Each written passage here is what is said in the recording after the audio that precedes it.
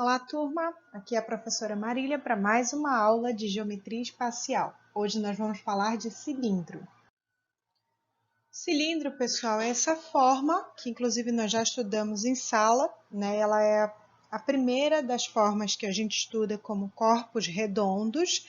Aqui a gente vai sair já daquela ideia de poliedros, né? Uma vez que a gente tem a lateral do cilindro circular. De base circular. Então, a gente tem aí um rolo de pintura, um bolo, um rolo de papel higiênico e uma pilha, só para ilustrar aí o formato do cilindro. Vamos então à definição formal de cilindro. Sejam dois planos, alfa e beta, planos paralelos. C, um círculo contido em alfa, e R, uma reta secante a alfa. Então, aqui, pessoal, dá para ver com clareza o plano alfa de que ele está falando aqui em cima, tá? O círculo C, né, essa estrutura aqui circular sobre esse plano alfa, e a reta R secante ao nosso plano alfa, né, atravessando esse plano. Daí ele continua. A reunião de todos os segmentos de retas paralelas a R, que possui um extremo em C e outro em beta, é denominado cilindro circular. O que ele está querendo dizer com isso, pessoal?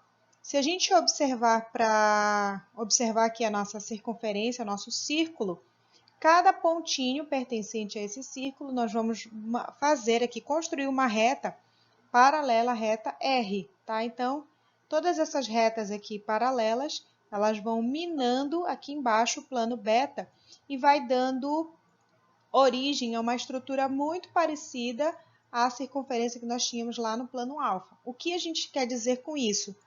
Que a mesma circunferência que foi, né, pré-determinada inicialmente no plano alfa, ela vai acabar surgindo também aqui no plano beta. E com isso nós temos duas bases iguais e essas laterais do nosso cilindro, tá? Sempre paralelo a essa estrutura inicial. O que a gente consegue perceber como ideia principal desse cilindro é que ele lembra muito ao aspecto, a definição de prisma. Só que o prisma nós tínhamos aqui uma figura pentagonal, né? Figuras com vértices e arestas, enfim. Aqui a base, né? A nossa estrutura de base é uma estrutura circular. Bom, o cilindro ele também pode ser considerado uma figura de revolução. Então, vocês conseguem acompanhar aqui inicialmente. Imagina que a gente tem uma haste fixa e sobre essa haste foi colocada um retângulo. E aí a gente faz girar esse retângulo muito rapidamente e isso vai nos dando a sensação de completude, né? Se esse giro for rápido o suficiente, nós vamos ter a sensação de estar enxergando diante da gente um cilindro, tá? Essa haste inicial, a partir da qual nós fizemos o nosso giro, nós chamaremos de eixo. Essa medida, né, de cima a baixo, paralela ao nosso eixo, vai dar origem à altura do nosso cilindro. Se nós pegarmos essa medida, né, é o extremo, vai ser essa superfície lateral aqui do meu cilindro. A gente chama essa medida também de geratriz. Agora, a medida aqui, ó, perpendicular ao meu eixo, nessa base aqui, que é o meu raio, quando ela girar, essa medida aqui vai dar origem ao raio do meu cilindro. E com isso, esse raio também, ao mesmo tempo, ele vai formando para mim as bases desse cilindro, tá? Então, a gente tem aqui os elementos que compõem o cilindro. A geratriz, o eixo, né, que é uma reta central, e as bases. Nota, pessoal, esse tipo de cilindro, que a gente chama de cilindro de revolução, ele já é um cilindro obrigatoriamente reto. Vamos lá entender um pouco das superfícies de um cilindro. Vamos ver como é que fica a planificação de um cilindro. Então, nós temos aqui um cilindro, né, marcado já aonde fica o raio. A gente sempre vai olhar para o raio da base e a altura do cilindro. Se nós cortarmos essa lateral e abrirmos ela, né, separamos as bases, então logo logo a gente consegue ver esse nosso cilindro todo aberto, todo desconstruído, e a gente chama essa estrutura aqui de planificação do cilindro. Uma vez que a gente sabe que o cilindro é uma figura 3D, né? Então aqui quando a gente enxerga cada estrutura desse cilindro aberto e colocado sobre o plano, a gente chama esse sistema aqui de planificação do cilindro. Então, a gente consegue ver com clareza que o cilindro ele é formado por duas bases iguais e uma lateral, cuja altura, né, é um retângulo, cuja altura coincide com a altura do cilindro, H, e a base desse retângulo, se vocês puderam observar aqui, né, esse movimento dessa folha se abrindo, esse comprimento desse retângulo nada mais é do que o comprimento da circunferência.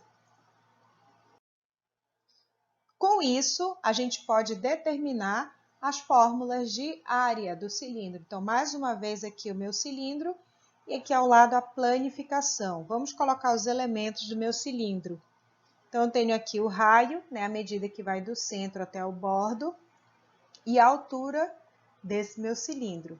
Vamos começar pelo cálculo da área da base.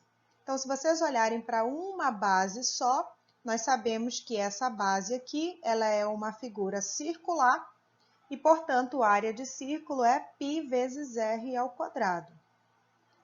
Vamos olhar para a lateral da nossa figura. A lateral da nossa figura é um retângulo, então a área de retângulo é base vezes altura. Só que a gente viu ainda há pouco que a base desse retângulo coincide com o comprimento dessa circunferência. O comprimento de uma circunferência é dado por 2π vezes r. Como a gente tem esse comprimento coincidindo com a base, então a gente vai fazer o comprimento vezes a altura do cilindro. E aí a gente tem a nossa fórmula. A área lateral, 2πr vezes h. E se nós juntarmos as duas bases, ou seja, a área da base vezes 2, mais a área lateral, nós chamaremos isso de área total. O volume do cilindro lembra muitíssimo o volume de um prisma, né, cuja estrutura também a gente vai partir da necessidade de se conhecer o raio e a altura do cilindro. Vocês perceberam que a gente sempre só usa esses dois elementos, né? O raio da base e a altura do cilindro. Com isso, a gente tem a nossa fórmula aqui principal, né? Para determinar o volume, basta fazer a área da base vezes a altura, onde a área da base é a área de uma circunferência, portanto, o volume é πr ao quadrado vezes h. Bom, gente, cilindro é super tranquilo, então agora a gente tem condições de começar o nosso exercício. Vamos lá? Primeira questão. Calcule a área total da superfície de cada cilindro reto. Vamos ver aqui a letra A. Na letra A, a gente tem definido um raio. Esse raio já foi dado explicitamente, está aqui. Então, vou chamar esse 3,5 de R. E esse 8 aqui é visível, né? Que ele é, na verdade, a altura desse meu cilindro. Então, se a gente está interessado na área total, vamos por partes, né?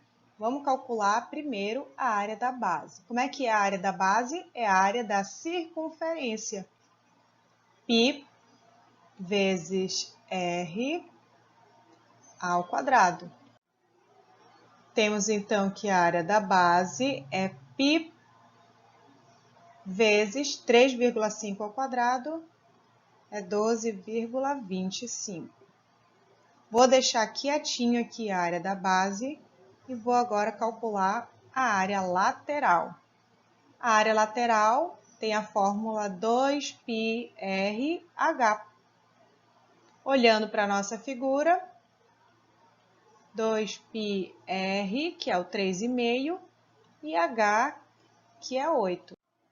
Daqui é só fazer essas multiplicaçõezinhas, né? A área lateral é igual a 2 vezes 3,5 dá 7. E 7 vezes 8 dá 56. Portanto, 56π. Vamos agora à nossa área total, uma vez que a gente já tem a área lateral e também a área da base. A área total é 2 vezes a área da base mais a área lateral. A gente já viu que uma área da base foi 12,25 π e a área lateral foi 56 π. Resolvendo aqui essa multiplicação, eu tenho 24,5 π mais 56 π.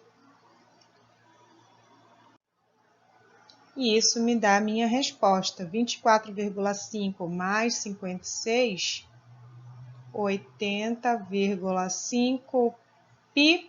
Como a nossa questão está em metros, metros quadrados, unidade de área. Tranquilo, né? Vamos então à letra B. Na letra B, nós temos uma figura onde é informado para a gente não o raio, e sim o diâmetro, mas isso não é problema, tá? Se nós temos um diâmetro 10, metade desse diâmetro é o nosso raio. Então, nós vamos aqui usar raio igual a 5 metros, certo? Vou começar aqui em cima para eu poder ter espaço. A área da base, π vezes o raio ao quadrado. Então, aqui nós temos 5 ao quadrado, que é 25, 25π. Descobri a área da base, agora eu vou calcular a área lateral. 2 vezes π vezes o raio, que é 5, vezes a altura, que também é 5. Então, a área lateral, nesse caso, é 5 vezes 5, 25, vezes 2, 50. 50π, área lateral. Já tenho a área da base, já tenho a área lateral, agora eu vou finalizar calculando a área total. 2 vezes a área da base mais a área lateral. Então, nós temos aqui a nossa área total, 2 vezes 25, 50. Então, 50π mais 50π vai dar 100 π metros quadrados. Vamos à segunda questão. Calcule o volume de cada cilindro reto. Então, no item A, nós vamos calcular o volume de um cilindro cujo raio está bem aqui, 1,5, e a altura do cilindro é esse 5 aí, tá? Vamos recordar que o volume do cilindro é π vezes r ao quadrado vezes h. Todos os elementos que nós precisamos nós já temos, então é só anotar π vezes 1,5 ao quadrado vezes o h, que é 5. Então, aqui nós temos que fazer π vezes 1,5 ao quadrado, é 1,5 vezes 1,5, 2,25 vezes 5. Então, agora, 2,25 vezes 5 vai me dar o volume. 11,25 π. Como a nossa medida aqui está sendo dada em metros, a unidade de medida de volume será metros cúbicos. Morreu a letra A. Vamos lá para a letra B. Aqui a gente tem um problema semelhante ao que nós tivemos lá no exemplo anterior, né, na questão anterior de exercício. Esse 2, ele é uma medida total, portanto, ele equivale ao diâmetro. Mas o que nós precisamos de verdade é do raio. Nesse caso, o raio aqui é apenas 1 metro, uma vez que o diâmetro é 2, o raio é só a metade desse diâmetro. Vamos então à nossa fórmula. O volume desse cilindro é π vezes o raio ao quadrado vezes a altura do cilindro, que é 10. Percebam, pessoal, esse 10 é o h, é a nossa altura do cilindro. Na realidade, a gente fala altura, mas o sentido que nós queremos dar a isso é esse comprimento do cilindro, tá? Então, nesse caso aqui, o H é 10. Então, aqui vou repetir o π, 1 ao quadrado dá 1, vezes 10. Conclusão, gente, 10 vezes 1, 10. 10 π metros cúbicos.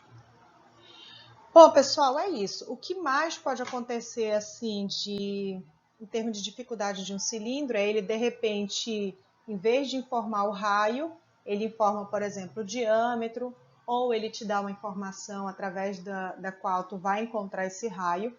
De qualquer maneira, conhecendo o raio e conhecendo a altura, esse volume é super tranquilo de calcular. Além disso, na questão, ele pode colocar assim, né, como uma continuidade. Use π igual a 3,14. O que ele quer dizer com isso? Que você não pode terminar sua resposta assim, como eu terminei, por exemplo, na letra B, 10 π metro cúbico. Se ele deixa expressamente dito que o π vale 3,14, vocês vão utilizar o 3,14 nesse momento aí de dar a resposta de vocês. Então, em vez de finalizar com 10 π, finalizaríamos fazendo 10 vezes o π, que foi sugerido usar 3,14. Daí a gente só encerra quando fizer essa multiplicação de 10 vezes 3,14, que seria 31,4 metros cúbicos. Tudo bem, pessoal? No mais, o que se tinha para estudar sobre o cilindro era isso, super simples a ideia, e a gente se vê no próximo conteúdo. Vamos conversar na nossa próxima aula de cônio. Por enquanto é isso, até a próxima!